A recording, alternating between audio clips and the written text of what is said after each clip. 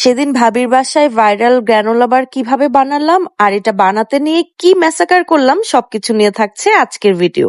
তো ভাবির বাসায় হুট করে আমরা প্ল্যান করলাম গ্রানোলা বার বানাবো। তাই আমরা নিয়ে নিলাম কিছু ড্রাই ফ্রুটস যেমন বাদাম, কিশমিশ, বিভিন্ন সিডস, এছাড়া আরো নিয়েছি খেজুর। এবার বাদামগুলোকে আমরা ব্লেন্ডারে একটু করে ভেঙে নিলাম।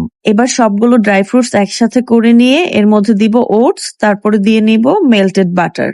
এই গ্রানোলা বারটা যেহেতু আমাদের বাসার বাচ্চারাও খাবে, সেজন্য আমরা এর মধ্যে অ্যাড করে নিলাম কিছুটা চকলেট সিরাপ। এটা একদমই অপশনাল, আপনারা চাইলে স্কিপ করতে পারেন। এবার বেশ অনেকটুকু মধু অ্যাড করব। বাটার আর এই মধুটাই মেইনলি এই গ্রানোলা বারটাকে স্টিকি করতে হেল্প করবে। এবার সবগুলো উপকরণ ভালোভাবে মিশিয়ে নিব। আচ্ছা, আমরা কিন্তু এখানে চকো চিপসও অ্যাড করেছি। ওই যে বললাম বাসায় বাচ্চারা আছে, তাছাড়া আমাদের বড়দেরও বেশ ভালো লাগে এই চকো চিপসটা। এটাও পুরোপুরি অপশনাল, আপনারা চাইলে স্কিপ করতে পারেন। এবার বেকিং এর জন্য একটা ট্রে নিয়ে এর মধ্যে বেকিং পেপার দিয়ে গ্রানোলা বারের মিক্সচারটা এর মধ্যে ঢেলে নিব। এখন ট্রেতে ভালো করে গ্রানোলা বারের মিক্সচারটা স্প্রেড করে নিব। এদিকে ওভেনটাকে 170 ডিগ্রি সেলসিয়াসে 10 মিনিটের জন্য প্রিহিট করে নেওয়া হচ্ছে। এবার গ্রানোলা বারের ট্রেটাকে ওভেনে দিয়ে 25 থেকে 30 মিনিটস এর জন্য বেক করে নিব।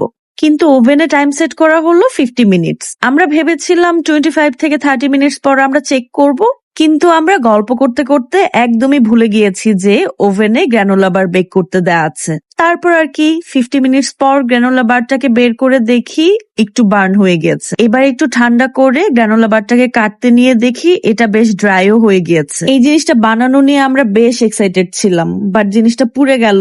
একটু মনটা খারাপই হয়েছে আমাদের। এবার বলে খেতে কেমন হয়েছে? আসলে খেতে ভালোই হয়েছে, বাট পুড়ে যাওয়ার কারণে একটু তেতো তেতো ভাব চলে এসেছিল।